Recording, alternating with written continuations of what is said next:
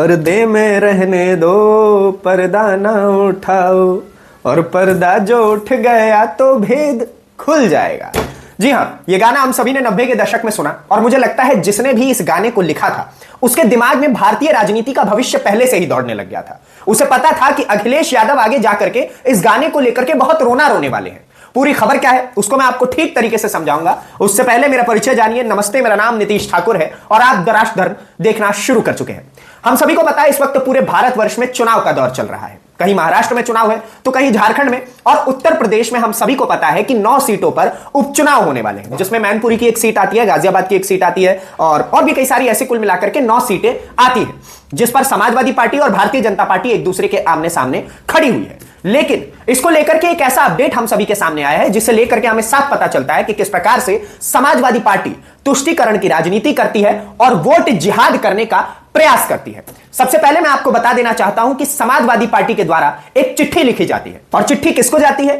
चिट्ठी जाती है इलेक्शन कमीशन ऑफ इंडिया को। और उस चिट्ठी में लिखा यह हुआ था, समाजवादी पार्टी का यह कहना है कि जितनी भी बुर्का पहनने वाली महिलाएं होती है, यानी कि जितनी भी मुस्लिम महिलाएं हैं, जब वो पोलिंग बूथ पर जाए, वोटिंग स्टेशन पर पहुंचे, तो उनको भाई साहब उनका बुर्का हटा करके चेक ना किया जाए कि बुर्के के अंदर कौन है। उनका जब आपको पता होगा कि ये एक नॉर्मल सी प्रक्रिया है कि अगर आपने चेहरा ढक रखा है पोलिंग बूथ पर जाते समय, तो आपके आधार कार्ड की तस्वीर और आपकी तस्वीर, आप जो उस समय सामने खड़े होंगे, आप दोनों को मैच किया जाएगा। सीधी सी बात है, क्योंकि किसको पता कि बुरखे के अंदर कौन खड़ा है या कौन व्यक्ति खड़ा है और किस प्रकार की मानसिकता के साथ वो जा रहा है वोट देने। क्या पता ये किसी और का वोट चुराने की तो साजिश नहीं है। ये सारी चीजें मन में आती है। इसी वजह से इलेक्शन कमीशन ऐसे नॉर्मल से काम करता रहता है। तो इसको लेकर के समाजवादी पार्टी के दिल में बहुत बड़ा छेद हो जाता है कि भाई साहब, मुस्लिम महिलाओं के साथ ये जो हो रहा है गलत हो रहा है। गलत और उनका लॉजिक देखिए गलत कहने का। सबसे पहले तो आपको हंसी यही आ जाएगी कि भाई साहब, अगर वो लोग वहां पे जाती हैं और जब उनका बुर्का हटा दिया जाता है तो उनका कॉन्फिडेंस लो हो जाता है और यही कारण है कि मुस्लिम महिलाएं बढ़ चढ़कर वोट नहीं दे पा रही हैं।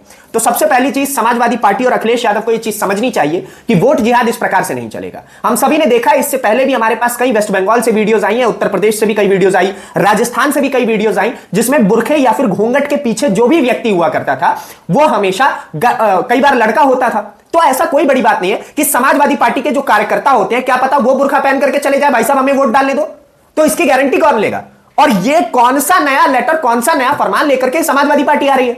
मतलब आप उपचुनाव को जीतने के लिए किसी भी प्रकार के गर्त में चले जाएंगे और किसी भी प्रकार से आप मतलब मुस्लिम महिलाओं को, मुस्लिम लोगों को अपनी तरफ अट्रैक्ट करने के लिए आखिरी चुनाव प्रचार के आखिरी दिन में भी आप इस प्रकार के एक्शंस लेंगे, तो बड़े सवाल खड़े होते हैं। अब इसके ऊपर बिहार के जो बहुत जाने माने नेता है, भारतीय जनता पार्टी के नेता है गिरिराज सिंह, केंद्रीय मंत्री भी है, उनका भी इसके ऊपर एक नया बयान सामने आया है। उन्होंने कहा है कि समाजवादी पार्टी के जो लोग हैं और समाजवादी पार्टी के कार्यकर्ता और पूरी की पूरी समाजवादी पार्टी मिलकर के वोट जिहाद करने का प्रयास कर रही है। अपने आप में बड़ा आरोप है, क्योंकि वोट जिहाद का जो टर्म है यह भारतीय जनता पार्टी के द्वारा इजाद किया गया था कि मुस्लिम वोटर्स को अट्रैक्ट करने के लिए, चाहे वो कांग्रेस हो या फिर समाजवादी पार्टी हो या फिर ममता बनर्जी की जो पार्टी है टीएमसी हो, तृणमूल कांग्रेस, ये सभी मिलकर के वोट जिहाद करने के लिए, मुस्लिम वोटर्स को अट्रैक्ट करने के लिए वो लोग क्या करते हैं कि वो ऐसे दाव पेच खेलते हैं राजनीति में, मतलब वोट जिहाद करने का प्रयास करते हैं और दूसरी तरफ वहीं हिंदुओं को बांटने का आधार चल रहा है। आप एक बात बताइए कि अखिलेश यादव के दिमाग में यह चीज नहीं आनी चाहिए थी कि अगर यह चिट्ठी लिखी जा रही है, समाजवादी पार्टी के जिस भी व्यक्ति ने, जिस भी ऑफिशियल ने यह चिट्ठी लिखी, क्या उसके दिमाग में बात नहीं आनी चाहिए थी कि उत्तर प्रदेश की हिंदू जो महिलाएं हैं वो भी घूंघट पहन करके जा सकती है,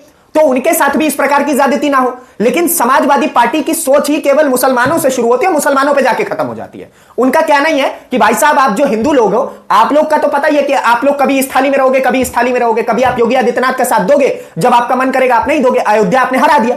तो यही कारण है कि समाजवादी पार्टी अपने लॉयल वोटर्स को बड़ा जोर से पकड़ के रखती है और मुस्लिम वोटर्स खासतौर पे उसके लॉयल वोटर्स में आते हैं। ठीक है, और आपको मैं एक और बात बता दूं कि इन जो 9 सीटों पर वोट चल रहा है, इन जो 9 सीटों पर इलेक्शंस होने वाले हैं, उपचुनाव होने वाले हैं, उसमें कहीं ना कहीं मुस्लिम वोटर्स का एक बड़ा हिस्सा आता है। खासतौर पे अगर मुरादाबाद की मैं सीट की बात करूं, जहां पर उपचुनाव होने वाला है, वहां पे 60% मुस्लिम वोट करने वाले हैं। तो क्या यही कारण है कि अंतिम दिन तक समाजवादी पार्टी ने इस प्रकार की राजनीति खेली कि मुस्लिम महिलाओं को अट्रैक्ट कर लिया जाए? और एक बात बताइए, यह तो हो गई भाई साहब राजनीति। दूसरी तरफ हमारे दिमाग में एक कॉमन क्वेश्चन यह भी आना चाहिए कि अगर कोई व्यक्ति जो है, जो भी महिला वहां पर जाती है और उसने अपना चेहरा हिजाब से या फिर उससे ढक रखा है और वो वहां पर पहुंचती है, तो क्या जो भी चुनाव अधिकारी वहां पर खड़ा होगा, पोलिंग बूथ पर खड़ा होगा, उसके दिमाग में यह सवाल आएगा कि ये वही व्यक्ति वोट डालने आया है या नहीं आया है, या फिर इसने चेहरा ढक करके किसी कोई और साजिश तो नहीं कर रहा है? ये सारे सवाल अपने आप में आते हैं और यही कारण है कि वहां पे स्टेशन पे, पोलिंग बूथ पर चेक किया जाता है कि सामने वाला व्यक्ति है कौन, ये तो कंफर्म हो। लेकिन इनका कहना है कि ना जी, नजरों से पहचानिए है आपने बड़े बड़े बहुत सुंदर गाने बनाए गए हैं कि आंखों से प्यार हो गया, ये हो गया, वो हो गया, तो इनका आंखों पे ही खत्म हो जाएगा क्या? इलेक्शन कमीशन आंखों से ही पहचान लेगी कि सामने वाली नगमा है कि निशा है? कुछ फर्क करने का अंतर ही नहीं रहेगा।